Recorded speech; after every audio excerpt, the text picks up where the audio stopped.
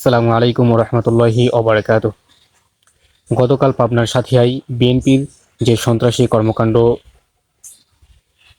সংগঠিত হয়েছে সেই বিষয়ের উপর কিছু কথা বলার চেষ্টা করব ইনশাআল্লাহ তাআলা বিইذনিল্লাহ। আমরা সোশ্যাল মিডিয়ার কল্যাণে যতটুকু দেখেছি এবং বিভিন্ন মানুষের স্ট্যাটাস পড়েছি, তারপর barrister Najibur Rahman MP basically যার উপর মব সৃষ্টি করা হয়েছিল তার প্রেস কনফারেন্স থেকে যতটা জানতে পেরেছি সেটার উপর ডিপেন্ডেন্ট হয়ে কিছু কথা বলার চেষ্টা করব ইনশাআল্লাহ।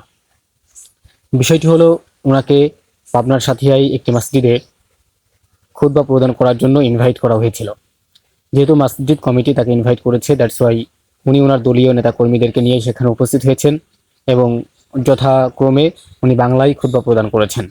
বাংলায় খুতবা প্রদান করার পর উনি যখন আরবি খুতবা দেওয়ার জন্য দাঁড়িয়েছেন, তখন বিএনপির কিছু সন্ত্রাসী সেখানে হৈ হট্টগোল সৃষ্টি করে, মব সৃষ্টি করে এবং বাহিরে থেকে দেশীয় অস্ত্র নিয়ে মসজিদের মুসল্লিদের উপর এলোপাতাড়ি আক্রমণ চালায়।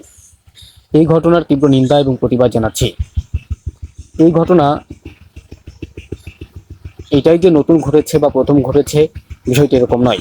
আমরা দেখেছি ইন্টারিম গভর্নমেন্ট থাকা অবস্থায় নোয়াখালীতে কিছু ভাইয়েরা কোরআনের দার্স করতেছিল বা দার্সুল কোরআন করতেছিল, তারা সেখানে কোরআন তেলাওয়াত করতেছিল।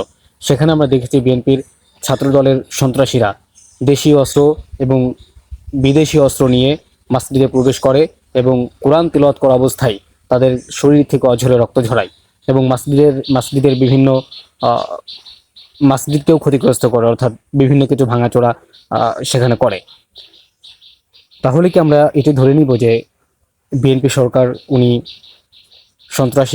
সন্ত্রাসীদের গডফাদার বা সন্ত্রাসীদেরকে উনি লালন করেন বা সন্ত্রাসীদেরকে নিয়ে উনার উঠা বসা?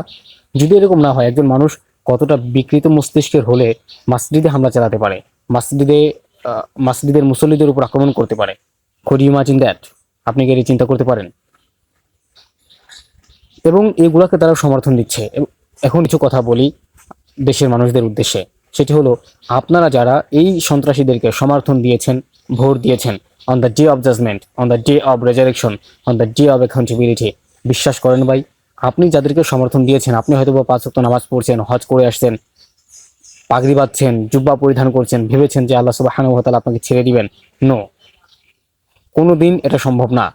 বিকজ আপনি যাকে ভোট দিয়েছেন, যাকে সমর্থন দিয়েছেন, সে যত আকাম করবে, যত অপকর্ম করবে, মানুষের শরীর থেকে অঝরে যত রক্ত ঝরাবে, এটার পার্সেন্টেজ একটি পাপ আপনার আমলনামায় যেতে থাকবে। আপনি কিভাবে বাঁচবেন? কিভাবে আপনি এগুলো থেকে রেহাই পাবেন?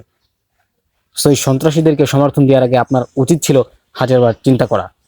আল্লাহ সুবহানাহু ওয়া তাআলা বুঝার তৌফিক দান করুন, আমিন।